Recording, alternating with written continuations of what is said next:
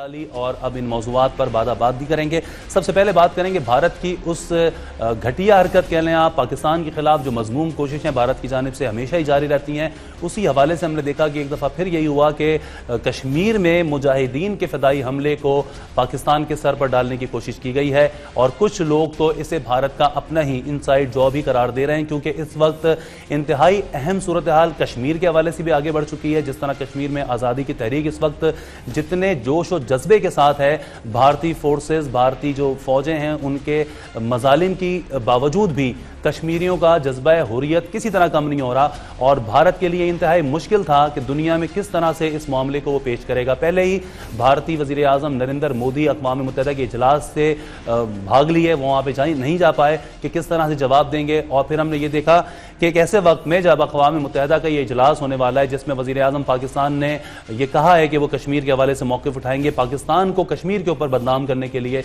भारत ने फिर इस तरह की साजिश की और बेबुनियाद घटिया किस्म का प्रोपेगेंडा शुरू कर दिया है। भारतीय चैनल्स ने अपने मुल्क में एक जंग का माहौल सा पैदा कर दिया है। इसी हवाले से हम बात करेंगे। हमारे साथ मौजूद हैं मारूफ तज़कियाकार ब्रिगेडियर रिटायर्ड लियाकत तूर साहब। लियाकत तूर साहब, अस्सलाम वालेकुम। लियाकत तूर साहब, क्या कहेंगे किस हद तक ये बेवकूफ़ाना या घटिया भारत की जानिब से इल्ज़ामात की अलगार की जा रही है कि एक ऐसे वक्त में जब पाकिस्तान कश्मीर का मामला अक़वाम मुत्तहिदा में उठाना जा रहा है, वहां अपने यहाँ होने वाले एक हमले को पाकिस्तान के सर मोड़ा जा रहा है? जी बिल्कुल, आपने सही कहा। इसकी बहुत सारी वजूहात हैं। पहली वजह तो यही है कि कश्मीर के अंदर जो उन्होंने जुल्म सितम पिछले 69 साल से जारी रखा हुआ है, वो लोगों को मजबूर कर रहा है कि अब वो हथियार उठाएं भारत के खिलाफ आज़ादी हासिल करने के लिए और उनको इंसानी हुकूक के चार्टर के तहत, यूनाइटेड नेशंस के चार्टर के तहत और जिनेवा कन्वेंशन के तहत उनको हथियार उठाने का पूरा हक है, क्योंकि भारत उनकी आज़ादियां सल्ब किए हुए है और वहाँ पे हर किस्म की पाबंदी है, जीना दोहबर किया हुआ है, तो इसलिए वहाँ पर लोगों को हथियार उठाने का हक है। दूसरी बात यह कि अब वो जहाँ भी भारत के अंदर कोई वाक़या नमूदार हो, भारत के अंदर 150 के करीब मज़ाहमती ग्रुप हैं जो भारत से आज़ादी हासिल करना चाहते हैं और 17 से ज़ायद वहाँ पर आज़ादी हासिल करने वाले इलाके हैं जो भारत में नहीं रहना चाहते, जिनमें सिखों का इलाका शामिल है, कश्मीरी शामिल है, सिक्किम शामिल है, मिजोरम है, नागालैंड है। तो वो भारत के पास नहीं रहना चाहते। क्यों नहीं रहना चाहते? इसलिए कि भारत की हुकूमत हिंदुत्व की फिलॉसफी के तहत अपने ही आइन की खिलाफ वर्जी कर रही है और खिलाफ वर्जी किए जाने पे मुसर है। इस सिस्टम के तहत वो लोगों को गाय के ज़िबिया पर डंडे मार के हलाक करते हैं, उनकी खालें उतारते हैं, उन पर इंतहाई बहीमाना तशद्दुद करते हैं। वो ईसाई पादरियों को, नर्सों तक को जिंदा जला चुके हैं। तो ऐसे मुल्क में अगर लोग हथियार उठाते हैं तो क्या अचंभे की बात है। और बल्कि जिस तरह ब्रिगेडियर साहब, क्या कहेंगे आप इस हवाले से? कोई जुर्म भी होता है तो अमूमन ये देखा जाता है कि किसका नुकसान हुआ, ये नहीं देखा जाता किसको फायदा होगा, ये देखा जाता है। अभी इस मौके पे भारत में इस तरह के वाक़े का होना खुद भारत के लिए तो उसके अपने प्रोपेगेंडे के लिए फायदेमंद होगा। पाकिस्तान पे इल्जाम डालना कितना बेवकूफाना है कि पाकिस्तान कोई ऐसी कोशिश करने का सोचेगा भी? बिल्कुल इंतहाई अहमकाना इल्जाम है, जिसका मेरा ख्याल है कि दुनिया में लोग हंसेंगे भारत के इस इल्जाम पर। सबको पता है भारत के अंदर क्या हो रहा है और इसकी भी बहुत बड़ी पॉसिबिलिटी है कि चूंकि ये बेवकूफ किस्म के इनके रॉ के ऑपरेटिव्स हैं, तो इसका भी बड़ा इम्कान है कि उन्होंने ये काम खुद ही किया हो।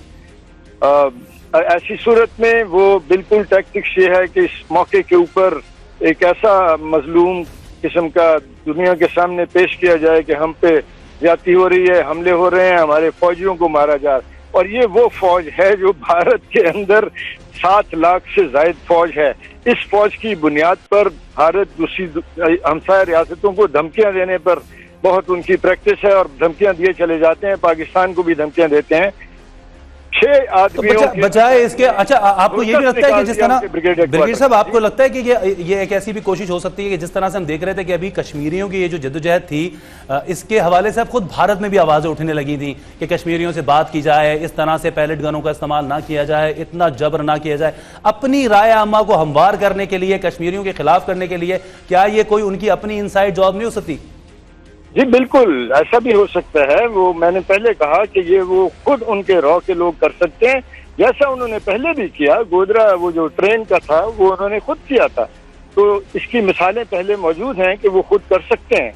लेकिन کیا دنیا مانے گی؟ میرا خیال ہے ان کے اپنے دانشور نہیں مانیں گے کہ ان کی کوئی ایسی صورتحال ہے کہ ان کے اوپر حملے ہو رہے ہیں. 6 آدمیوں نے انفینٹری بریگیڈ کا بھرکس نکال دیا. اس بریگیڈ کے ساتھ وہ پاکستان سے لڑائی کرنے آئیں گے. چھاتا بردار فوج بلانا پڑی, جہاں پر 17,000 ان کے موجود ہیں, 13,000 کی نفری موجود ہے, اس کے باوجود بھی چھاتا بردار بلانا پڑے. بریگیڈیئر صاحب ہمارے ساتھ ہی رہیں, اسی حوالے سے مزید گفتگو آگے بڑھائیں گے. معروف تجزیہ کار طارق اسماعیل ساگر بھی ہمارے ساتھ موجود ہیں. طارق اسماعیل صاحب, آپ کیسے دیکھ رہے ہیں ہونے والے واقعے کو؟ پہلے بھی ہم نے دیکھا پارلیمنٹ پہ, بھارتی پارلیمنٹ پہ حملہ ہوا, اس کا فائدہ خود بھارت نے اٹھایا جس قدر پروپیگنڈا پاکستان کے خلاف کیا گیا. آپ کو لگتا ہے کہ یہ اس طرح کا حملہ بھی اسی سلسلے کی ایک کڑی ہے کہ اقوام متحدہ میں چاہیں ایک طرف وزیر اعظم اب تقریر کرنے جائیں گے اور کشمیر کا مسئلہ اٹھائیں گے, اس سے پہلے اس طرح کے واقعے پر پاکستان کے خلاف الزامات کی یلغار کر دی جائے؟ بسم اللہ الرحمن الرحیم. آپ نے بالکل صحیح صورتحال کا اندازہ فرمایا. گزشتہ 3 ماہ سے جو تحریک مقبوضہ کشمیر میں چل رہی ہے, آپ کو یہ پہلی مرتبہ ہم ایسا دیکھ رہے ہیں کہ خود انڈیا کے اندر اس کی زبردست مخالفت کی جا رہی ہے مودی حکومت کی.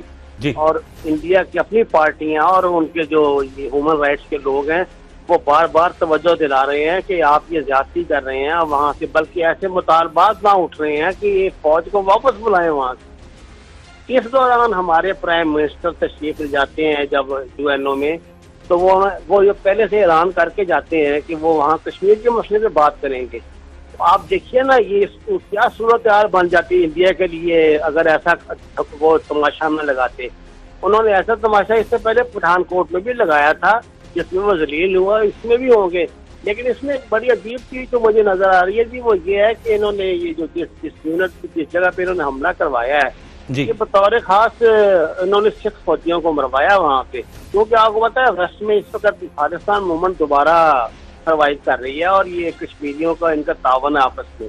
تو انہوں نے ایک تیر سے 2 شکار کرنے کی کوشش کی ہے. ایک تو انہوں نے کشمیریوں اور سکھوں کے درمیان مخاصمت پیدا کی ہے اور پاکستان کو ڈیفینسو پوزیشن پہ لانے کی کوشش کی ہے. اگر تو انڈیا کی اپنی موو ہے, صرف انڈیا کی, پھر تو اس سے کوئی فرق نہیں پڑے گا. لیکن میرا دل اس بات کی گواہی دے رہا ہے کہ یہ صرف انڈیا کی موو نہیں ہے. انڈیا کو جن ملکوں کا آشیرواد حاصل ہے وہ اس کے پیچھے ہیں, اور یہ ایک بہت لمبی جو پاکستان کے خلاف سازش چل رہی ہے سی پیک کے حوالے سے, اور یہ گھیرا تنگ ہے, یہ اس کا ایک حصہ ہے. جی ٹھیک. بریگیڈیئر صاحب آپ کیا کہیں گے کہ یہ کوئی چھوٹی موٹی بات نہیں ہے, یہ کوئی وقتی واقعہ نہیں ہے, یا آگے کی منصوبہ بندی کی جا رہی ہے؟ اور جس طرح سے ہم دیکھ رہے ہیں سی پیک واقعی یہ ان دشمنوں کی گلے کی ہڈی بنتا جا رہا ہے, ہر حربہ استعمال کرنے کو, ہر حربہ اس کو اپنانے کو تیار ہیں, بس یہ سی پیک نہ کسی طرح بن پائے, پاکستان ترقی کے راستے پہ نہ پائے. جی دیکھیے, جب قراقرم ہائی وے بنی تھی تو اس وقت بھی بہت انہوں نے چھلانگیں ماری تھی, وہ بن کے رہی. اب سی پیک بھی بن کے رہے گا انشاءاللہ. جہاں تک یہ بات ہے, میں نے پہلے کہا کہ اس کا غالب امکان موجود ہے کہ انہوں نے یہ خود کروایا ہو, لیکن جس طرح ان کے انفینٹری بریگیڈ کو مار پڑی ہے تو اس کا بھی زیادہ احتمال میرے خیال میں یہی ہے کہ یہ کشمیری فائٹرز جنہوں نے برہان وانی کے لاش کی انتہائی بہیمانہ طرز پر بے حرمتی ہوتی دیکھی. ہندوستان کی فوج ایک کرمنل فوج ہے. یہ کشمیریوں پہ جو ظلم ہوا ہے, جو پیلٹ گنز استعمال کی گئی ہیں, یہ انسانیت کے خلاف کرائم ہے اور وہ اس کو چھپانے کی کوشش کر رہے ہیں. اور یہ واقعہ جو ہے اس کا اس وقت پر ہونا ان کے لیے یہ فائدہ ضرور ہے کہ وہ یونائیٹڈ نیشنز میں جا رہے تھے اور ڈرے ہوئے تھے کہ دنیا جوتے مارے گی. پوری دنیا, پاکستان تو ایک طرف, پوری دنیا ان سے پوچھے گی کہ تم یہ انسانوں کے ساتھ کیا کر رہے ہو. اس لیے یہ واقعہ ان کو وہ دباؤ ہٹانے میں تو شاید مدد دے, لیکن اس کو آپ رد نہیں کر سکتے اس امکان کو. یہ کشمیری مجاہدین نے ہتھیار اٹھانے کی طرف انہوں نے پہلا قدم اٹھایا ہے اور وہ اس قدم کے اٹھانے میں حق بجانب ہے. اور یہ جس طرح طارق اسماعیل صاحب وہیں فوراً پھر بیانات کا سلسلہ شروع ہو گیا, بھارتی میڈیا نے پھر اسی جنگی جنون کو ہوا دینا شروع کر دی اور یہ کہا گیا کہ جی جو اسلحہ لے کر آئے تھے پاکستان مار کا اسلحہ تھا, یعنی کہ اتنے بے وقوف ہو گئے کہ پاکستان مار کا اسلحہ لے کے جائیں گے لڑنے کے لیے. جی یہ تو ہم سب یہ سمجھ رہے ہیں کہ انڈین میڈیا جو ہے نا وہ ہمارے میڈیا کی طرح نہیں ہے. وہ اپنے نیشنل کاز پہ ایک ہی ہوتے ہیں, جو مرضی ہو جائے. ان کو جو لائن ملی ہوتی ہے انہوں نے اس کو ہی ٹو کرنا ہوتا ہے اور اسی کو وہ ٹو کرنے ہیں. میں تو حیران ہوں کہ انڈین میڈیا انہیں یہ سجیسٹ کر رہا ہے کہ اب سرجیکل اسٹرائکس کریں پاکستان پہ. یعنی یہ کہ جنون ہے جی, یہ کہ ان میں وہ جنونی کیفیت کا شکار ہیں. کشمیریوں نے ان کو پاگل کیا ہوا ہے. 3 مہینے سے جو ان کا حشر ہو رہا ہے ان کی فوج کا جو کچھ ہو رہا ہے، اور لیکن میں اس بات پہ اتفاق نہیں کرتا جی کہ یہ کوئی پاکستانی یا کشمیری نے کوئی ایسا حملہ کیا ہے. میرے خیال سے کہ ان کی اپنی سازش ہے اور وہ اس کام کے بڑے ماہر ہیں. انٹیلیجنس نے ایسی بہت گیمیں کیا کرتی ہیں. اس وقت انڈیا کی پوزیشن عالمی سطح پہ کوئی بہت اچھی نہیں ہے، وہ بھی ہماری طرح ہی ہے. ایسی بات نہیں ہے چاہے کچھ بھی ہے. پاکستان غالباً کشمیری مجاہدین بھی اتنا تو علم رکھتے ہی ہوں گے کہ اگر ایسے وقت میں وہ حملہ کریں گے اور انڈیا کو تو پھر واویلا کرنے کا بہت موقع ملے گا. یہ تو پاکستان کو نقصان پہنچانے والی بات ہے. اگر کشمیری مجاہدین نے کیا تو ایک تو ہم یو این میں ان کا کیس لے کے جا رہے ہیں اور وہ یہ مسئلہ سارا خراب کریں، اس طرح تو نہیں ہوتا. یہ ان کی اپنی سازش ہے جی. انہوں نے پٹھان کوٹ میں بھی ایسا کیا تھا، اس سے پہلے بھی انہوں نے 2-3 مرتبہ نا اس طرح کے واقعات کشمیر میں کیے ہیں، اور یہ پہلے سے اندیشہ بھی ظاہر کیا جاتا رہا ہے ایسی حرکت کریں گے.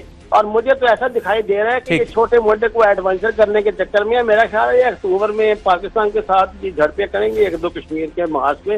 جب تک ان کا دماغ ٹھکانے نہیں آئے گا یہ ایسے ٹھیک ہونے والے. بالکل، بہت شکریہ آپ کا. طارق اسماعیل ساگر صاحب ہمارے ساتھ موجود تھے. بریگیڈیئر صاحب آپ کیا کہیں گے؟ آج آرمی چیف نے یہ بڑا واضح اور 2 ٹوک موقف دیا ہے کہ کسی بھی طرح کی جارحیت کی ہم صلاحیت بھی رکھتے ہیں روکنے کی اور تمام تر صورتحال پہ نظر رکھے ہوئے ہیں. کیا آپ کو لگتا ہے واقعی ہندوستان کا یہ جنگی جنون اتنا بڑھ جائے گا کہ اگلے کچھ دنوں میں پاکستان پہ اس طرح کی کوئی اسٹرائک تک کا بھی اندیشہ ہے؟ دیکھیے، کارگل پہ انہوں نے بہت شور مچایا اور کارگل میں ان کے مطابق پاکستان فوج تھی، اور وہ پاکستان فوج جب باہر نکلی وہاں سے تو ان کو پاکستان کی لائن آف کنٹرول کے پار ایک قدم رکھنے کی ضرورت نہیں ہوئی. بقول ان کے پاکستان آرمی 10 کلومیٹر ان کے علاقے میں رہی 2 مہینے 3 مہینے، اور اس کے بعد جب وہ واپس گئے تو انڈینز کو ضرورت نہیں ہوئی کہ وہ ایک سٹیپ اندر رکھ سکیں. یہ تو ساری دنیا کو پتا ہے. اور اس فوج سے وہ ہمارے خلاف وہ کارروائی کریں گے. اس فوج سے یہ جس نے 6 آدمیوں کے سامنے اپنا پورا بریگیڈ کو سر پہ پاؤں رکھ کے بھاگتے نظر آتے ہیں وہ ویڈیو میں، اس فوج سے وہ کرنا چاہتے ہیں بالکل ضرور کریں. میں دعا کرتا ہوں. کیا آپ کو لگتا ہے کہ لائن آف کنٹرول پہ کوئی اس طرح کی جس طرح سے ہم دیکھتے ہیں کہ بلا اشتعال لائن آف کنٹرول پہ فائرنگ کریں گے؟ اس سے زیادہ کرنے کی ان میں استطاعت نہیں ہے. اگر انہوں نے کیا تو ان کو ایسا سبق ملے گا کہ وہ آئندہ 30 سال کے لیے دوبارہ سوچیں گے نہیں یہ کام کرنے کا. اور جس طرح سے یہ جو الزام لگایا بھارتی وزیر داخلہ نے کہ پوری دنیا جان لے پاکستان کو تنہا کر دیا جائے، پاکستان دہشت گرد ملک ہے. پاکستان تنہا ہونے والا ملک نہیں ہے، وہ تنہا کر نہیں سکتے، یہ ان کے بس کا روگ نہیں ہے. وہ صرف آپ یہ بتائیں، آپ تو اس طرح محاذ پہ بھی رہے ہیں، آپ کی اسی طرح گزری ہے زندگی. یہ جو لائن اڑی چونکہ قریب ہے 20 کلومیٹر لائن آف کنٹرول سے ہے،